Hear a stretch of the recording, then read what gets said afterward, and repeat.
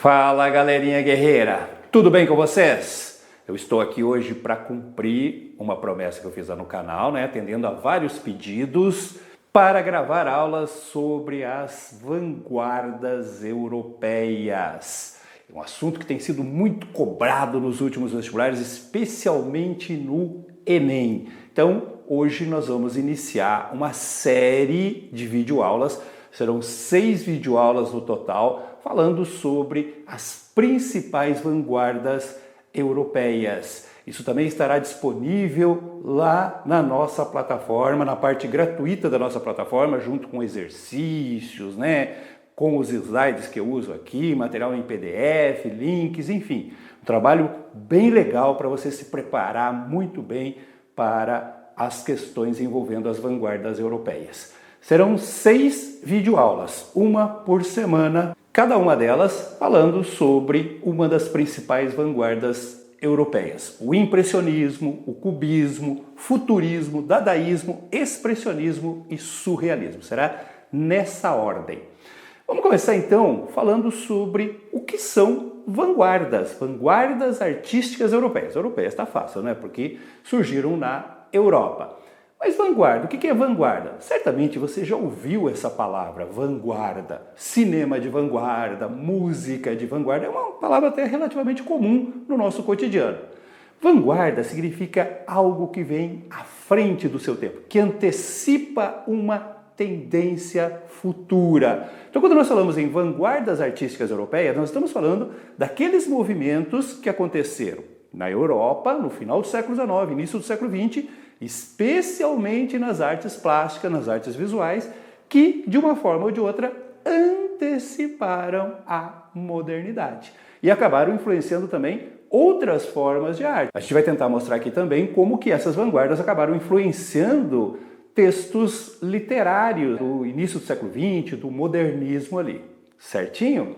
Vamos começar então pelo impressionismo. O impressionismo é talvez a vanguarda mais antiga, pioneira, aquela que iniciou esse movimento de ruptura com a arte tradicional aí. Mais especificamente, o modernismo teria iniciado em 1874, quando um grupo de jovens artistas extremamente talentosos, descontentes com os rumos da arte da época, aquela arte muito fotográfica, muito presa à reprodução da realidade de maneira muito fiel, resolveu fazer uma exposição numa galeria em Paris, em 1874. Essa exposição, gente, ela causou um grande escândalo. Os críticos que foram assistir, que foram ver essa exposição, não gostaram nem um pouco do que viram. Estavam acostumados, como eu falei, com aquela arte muito tradicional, muito realista.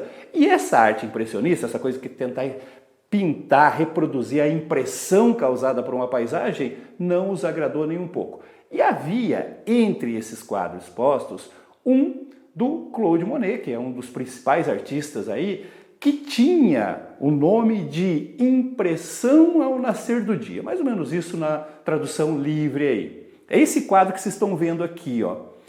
Esse quadro acabou gerando o nome do movimento impressionista, porque um crítico de arte fez uma crítica negativa usando a expressão impressionista, dizendo que esses artistas, como eles não tinham capacidade para reproduzir a paisagem de maneira fiel, fotográfica, eles pintavam a impressão, que era uma coisa subjetiva, e aí poderia ser qualquer coisa, virava aquela coisa sem muito nexo, sem muito sentido ali. Então ele usou essa expressão de pintores impressionistas.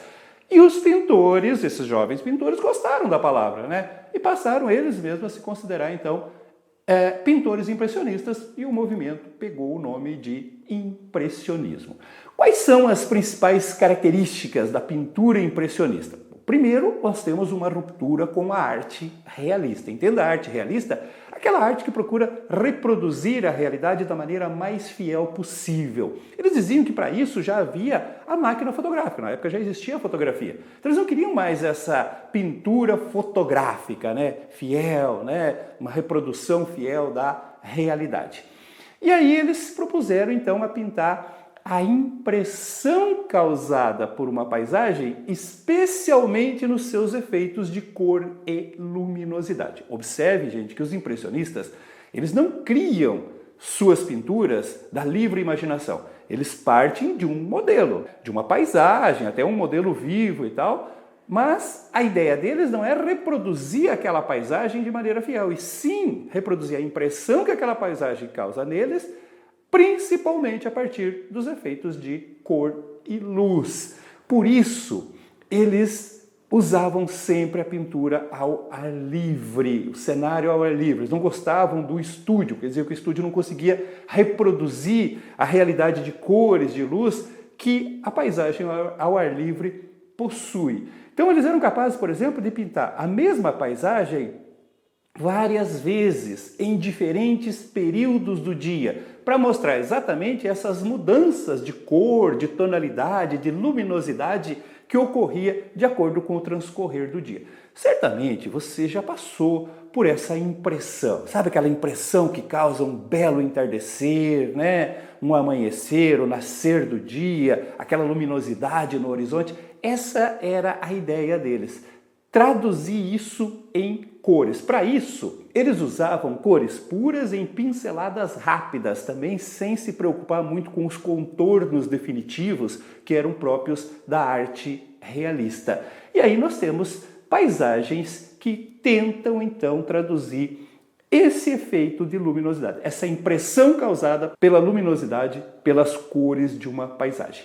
Entre os principais artistas impressionistas, nós temos o Claude Monet, o Pierre-Auguste Renoir, Edgar Degas e Camille Pissarro. E aqui você tem algumas pinturas desses grandes artistas, onde você consegue perceber, como eu falei para vocês, essa coisa da cor mais forte, a cor mais pura, pinceladas rápidas, sem se preocupar com contorno, sem se preocupar com uma definição mais específica, mais realista da imagem. E o que a gente percebe, então, é o efeito de cor, de luminosidade sendo destacado nessas paisagens, nessas imagens que eles reproduzem aí. Para a época, isso era uma coisa muito inovadora, muito revolucionária, né? A crítica tradicional teve dificuldades para aceitar isso. E essa pintura impressionista, né, esse trabalho artístico dos impressionistas acabou também influenciando a literatura. Na literatura, nós vamos ter aquele texto em que o narrador tenta traduzir a impressão que uma determinada paisagem, uma determinada cena, um determinado fato causa na personagem. Presta atenção, não é a impressão que a descrição causa em você, leitor. É a tentativa de traduzir a impressão causada na personagem. Eu tenho aqui um exemplo retirado do Primo Basílio, do Eça de Queiroz. É uma cena em que a Luísa vai se encontrar com o amante, com o Basílio. E a Luísa, você sabe, é uma personagem romântica, sonhadora, idealista. Então ela fica criando, né, um cenário imaginário onde seria esse encontro, né? Um lugar lindo, maravilhoso e tal, como ela lia nos seus romances. Quando ela chega lá, é num bairro afastado, né, numa casa de uma cartomante que aluga um quartinho justamente para esses casos adúlteros aí. E é um lugar muito feio, muito pobre, né? Não tem nada a ver com aquilo que ela imaginava. Veja como o narrador descreve a impressão que esse ambiente causa na personagem Luísa. Dá só uma olhada. A carruagem parou ao pé de uma casa amarelada, com uma portinha pequena. Logo à entrada, um cheiro mole e salobro enojou-a. A escada de degraus gastos subia ingrememente, apertada entre paredes onde a cal caía e a umidade fizera nódoas, manchas. No patamar da sobreloja, uma janela com um gradeadozinho de arame, parda do pó acumulado, coberta de teias de aranha, coava a luz suja do saguão. E por trás de uma portinha, ao lado, sentia-se o ranger de um berço, o chorar doloroso de uma criança. Observe, gente, como há um esforço por parte do narrador de tentar traduzir aquela impressão negativa que essa imagem, que esse ambiente causou na Luísa. Tem algumas expressões que deixam isso muito claro, como, por exemplo, cheiro mole ou luz suja. O que é um cheiro mole? O que é uma luz suja? É uma impressão subjetiva que está sendo traduzida nas palavras do narrador.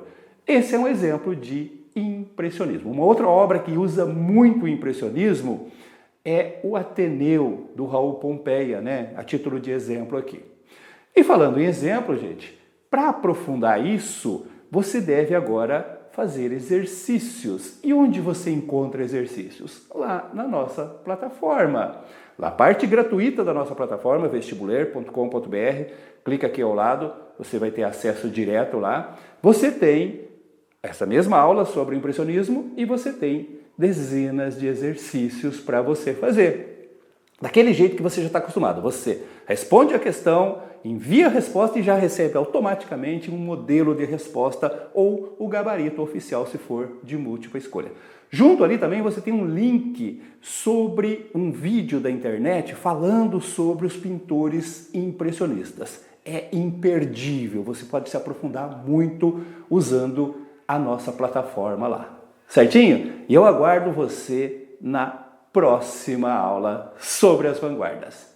Um abraço!